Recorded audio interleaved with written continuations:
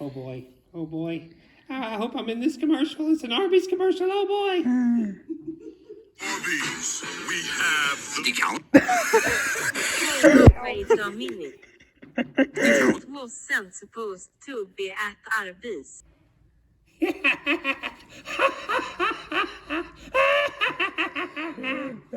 It doesn't like this explosive restaurant, the home of the Ford.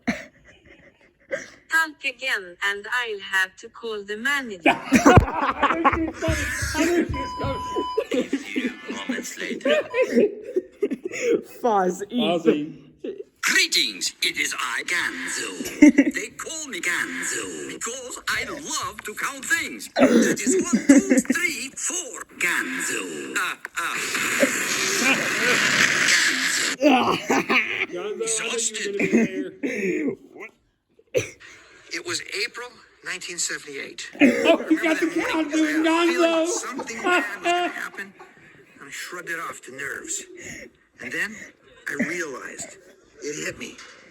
I forgot to file my W-9 form.